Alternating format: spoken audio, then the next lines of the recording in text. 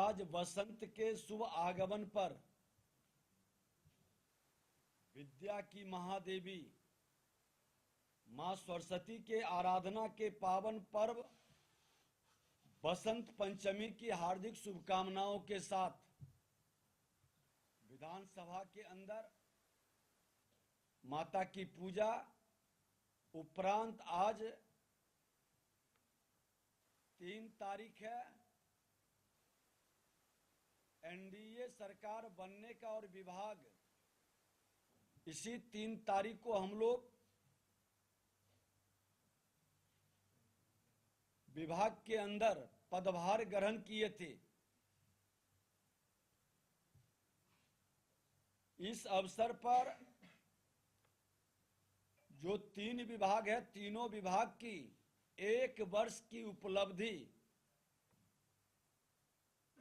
आप लोगों के पास रखेंगे ताकि एनडीए सरकार बिहार के माननीय मुख्यमंत्री नीतीश कुमार जी के नेतृत्व में किस तरह से विकास की गति बढ़ रही है, हमारे हर विभाग का आप लोगों के माध्यम से बिहार की जनता का अधिकार है जानने का और लोगों को समझने का। आज कला संस्कृति एवं युवा विभाग का रिपोर्ट कार्ड हम लोग रखने जा रहे हैं। यह अवसर ज्ञान, कला, विरासत और संस्कृति में समाहित जीवन के राग और रंग का उत्सव है और हमने अपने विभाग के माध्यम से कला संस्कृति के संवर्धन, विरासत के संरक्षण हेतु अपने सांस्कृतिक विरासत को आने वाले पीढ़ी को अवगत कराने और वह गौरवान्वित हो, इसको लेकर के बसंत पंचमी महोत्सव हमने शुरू किया। और बसंत पंचमी महोत्सव का आने वाले नए पीढ़ी को, युवा पीढ़ी को यह अवसर भी मिलेगा ज्ञान, कला, विरासत और संस्कृति में समाहित जीवन के राग और रंग का उत्सव का शुरुआत आज के दिन से होता है। यह दिन अज्ञान, अराजकता के धुंध से निकालकर ज्ञान के प्रकाश की ओर यात्रा का दिन है। उसी तरह से इसी माह, और मैं बता दूं कि ये बसंत पंचमी महोत्सव पूरे बिहार के हर जिले के अंदर मनाया जा रहा है। सभी जिले के अंदर हमने जिलाधिकारी को पैसा भी भेजा है बसंत उत्सव मनाने के लिए। बसंत पंचमी के दिन और मकर संक्रांति महोत्सव के लिए भी हम 38 जिला के अंदर ये महोत्सव मनाने की एक शुरुआत की है। इसी वर्ष मकर संक्रांति से भगवान सूर्य नारायण की ओर, दक्षिणायन से उत्तरायण की ओर प्रस्थान करते हैं और यह अवसर भी धन, धान्य और सुख, समृद्धि, स्वास्थ्य की ओर नई शुरुआत का अवसर होता है। और ये प्रकृति से जुड़ा साइंटिफिक रीजन है। लोग समझे अपने सनातन संस्कृति को,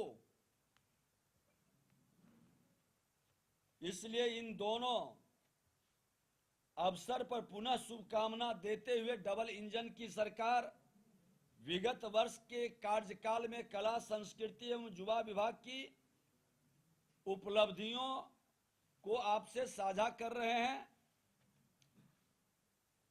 एक और नई चीज की शुरुआत हमने किया, पंचामृत महोत्सव। पंचामृत महोत्सव हमारे बिहार के अंदर 5 भाषाओं का, इसमें हमारा मिथिला है, मगही है, भोजपुरी है, अंगिका है, बज्जिका है, ये 5 भाषाओं का पंचामृत महोत्सव। जिस क्षेत्र में जो भाषा का महत्व बोला जा रहा है और वह एरिया में ये महोत्सव मनाया जाएगा। इसके साथ श्रद्धेय अटल बिहारी वाजपेयी जी, जो बिहारी शब्द से हमेशा बिहार को गौरवान्वित करते थे, और देखिए कई जिला, किशनगंज में भी बसंत पंचमी महोत्सव, गोपालगंज में, कई जिला में ये महोत्सव का शुरुआत हुआ है। और ये महोत्सव बसंत पंचमी का हमारे विद्यार्थी, किसी जाति धर्म क्षेत्र भाषा का हो, विद्या सबका अधिकार है और मां सरस्वती की आराधना और प्रार्थना, ये सात्विक विचार मन के अंदर लाने का इस उत्सव के माध्यम से फिर से एक नए भाव को, सकारात्मक ऊर्जा का संचार का सरकार का संकल्प है। अटल कला भवन श्रद्धेय अटल जी के स्मृति में बिहार के माननीय मुख्यमंत्री नीतीश कुमार जी के कर कमलों से मुजफ्फरपुर की धरती पर 2000 लोगों के बैठने के जो ऑडिटोरियम है उसका नामांकन और शुरुआत किए, और ये 38 जिला में बनेगा। जहां पहले से बना है उसका भी अटल कला भवन नाम होगा, और जहां नया बनने जा रहा है वो भी अटल कला भवन के नाम से, उसमें ऑडियो वीडियो स्टूडियो भी होगा। कला संस्कृति विभाग अपने कलाकारों को लगभग हम लोग ग्रेडिंग भी करवा रहे हैं, पंजीकृत भी करवा रहे हैं। सबको सूचीबद्ध करके इनको प्रशिक्षण का अवसर भी प्रदान करेंगे और मंच भी हम देंगे। ये वातावरण उसी तरह से वीर बालक महोत्सव मुजफ्फरपुर के अंदर, पटन देवी महोत्सव, हमारी 51 शक्ति पीठ में माता पटन देवी पूरा देश जाने कि ये एक शक्ति पीठ है। मंगला गौरी शक्ति पीठ हमारे धरती पर है। मां जानकी महोत्सव हम लोग कर ही रहे हैं। परशुराम महोत्सव भगवान परशुराम का, इस तरह से सिंगरी ऋषि महोत्सव, इंदमनेश्वर महादेव महोत्सव, मां बाला त्रिपुर सुंदरी महोत्सव, सिमरिया धाम महोत्सव जहां कुंभ का, ये सब हरिहर नाथ महोत्सव, ये सब हमने इसी वर्ष शुरुआत किए हैं। और इस तरह के जो भी हमारे बिहार के विशेषता या विशिष्टता प्राप्त किया क्षेत्र है, जिससे पूरे जनमानस का कहीं न कहीं एक लगाव और एक अपनी विरासत को गौरवान्वित होने का क्षण है, उस सब को हम लोग समाहित करेंगे। बिहार के सांस्कृतिक विरासत से लोग इसको जाने। बिहार फिल्म प्रोत्साहन नीति इसी वर्ष हमने लाया और पूरे देश की तुलना में सबसे बेहतर ये नीति आई। 4 करोड़ रुपया तक अनुदान फिल्मकारों को उपलब्ध कराएंगे, जबकि देश के किसी भी राज्य में अधिकतम 2.5 करोड़ का अनुदान है। वहीं राज्य की क्षेत्रीय भाषाओं में बनने वाली फिल्म के लिए हमने लागत के 50% राशि का अनुदान उपलब्ध कराने का नीति बनाया है। इस नीति में टीवी धारावाहिक ओटीटी प्लेटफॉर्म के लिए बनने वाले फिल्मों के लिए 1 करोड़ और 3 करोड़ रुपए तक की राशि अनुदान देने का भी हमने निर्णय लिया। राज्य की कहानी पटकथा पर बनने वाली फिल्मों तथा राज्य के कलाकारों को फिल्म में काम देने पर भी हम विशेष अनुदान देने जा रहे हैं। और जितना मेरा महोत्सव विशेषता और विशिष्टता है, फिल्म में इसकी प्राथमिकता लेने पर हमारा पूरा सहयोग नीति के अंतर्गत पूरी हम उनको मदद करेंगे। इसी प्रकार फिल्मकार राज्य में 75% से अधिक शूटिंग दिवस वाली फिल्मों के लिए विशेष अनुदान और प्रोत्साहन का लाभ ले पाएंगे। इस नीति का उद्देश्य राज्य की अलग अलग भाषाओं में फिल्म निर्माण को हम बढ़ावा देंगे। जो पंचामृत हमारी 5 भाषाएं हैं, उसका संवर्धन, संरक्षण और उसको आगे बढ़ाने का मेरा संकल्प है। साथ ही हम राज्य की प्रतिभाओं को विशेष प्रोत्साहन देंगे। देश भर के नामचीन फिल्म संस्थानों में पढ़ रहे युवाओं को वित्तीय सहायता देने के अलावे राज्य में फिल्म निर्माण से जुड़ी पढ़ाई और ट्रेनिंग को भी बढ़ावा दिया जाएगा। आपको गौरवशाली सांस्कृतिक विरासत की बहुरंगी छवि को दुनिया के सामने प्रस्तुत करने के लिए अटल कला संस्कृति भवन प्रतिभाओं को उपयुक्त मंच देंगे। पहले ये प्रेक्षागृह के नाम से जाना जाता था, उसका नाम बदल के अटल कला संस्कृति भवन में हम अपने सांस्कृतिक विरासत के स्वरूप को नए पीढ़ी को अवगत कराएंगे। आज एक चीज और बता दें कि इस कला भवन में परंपरागत एवं आधुनिक प्रदर्शन कलाओं तथा अपने जिलों के सांस्कृतिक गतिविधियों का ये केंद्र रहेगा। अटल कला भवन में जो उस जिले की सांस्कृतिक गतिविधि है, महापुरुष है, वहां का लोकगीत है, लोक नृत्य है, लोक भाषा है, लोक एकांकी, ये सभी प्रदर्शित किया जाएगा। गया से हमने इसी वर्ष सांस्कृतिक विरासत ज्ञानोत्सव शुरू किया, जो हर जिले के अंदर ये कार्यक्रम चलेगा। नागरिक अपने समृद्ध सांस्कृतिक विरासत पर गौरव करते हुए उसे संरक्षित और संवर्धित करने में अपनी भूमिका को निभाए।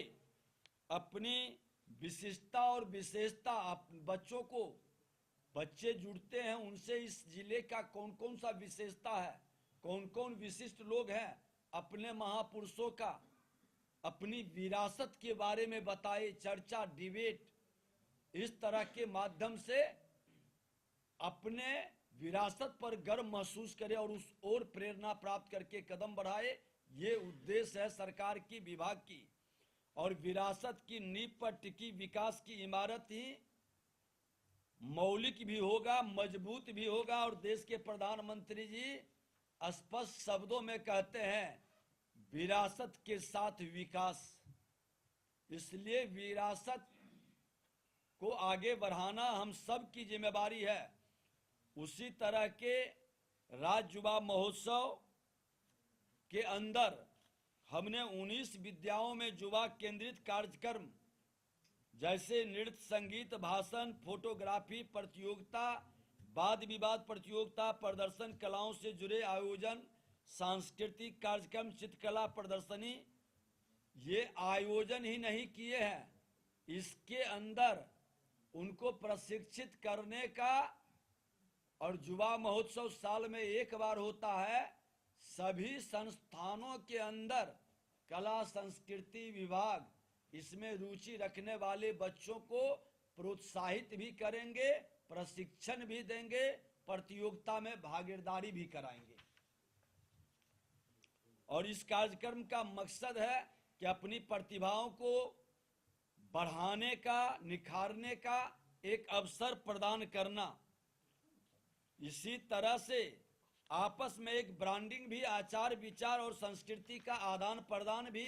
जब राष्ट्रीय स्तर पर युवा महोत्सव होता है तो अपने बिहार का झलक भी वहां दिखाई पड़े। ये हमारा इस कार्यक्रम के माध्यम से सोच है। सूबे में फिल्म सहित रचनात्मक उद्यम क्रिएटिव इंडस्ट्रीज के समग्र विकास के लिए विभाग की ओर से बहुसूत्रीय प्रयास किए जा रहे हैं। हम बिहार को क्रिएटिव इकोनॉमिक का नया गंतव्य बनाने के लिए हर संभव प्रयास कर रहे हैं। हम बिहार में फिल्म उद्योग आधारित फिल्म सिटी विकसित करने का नई नीति बनाने जा रहे हैं। मुख्यमंत्री जी की भी इच्छा है कि रोजगार का और पर्यटन का इससे बढ़ावा मिलेगा।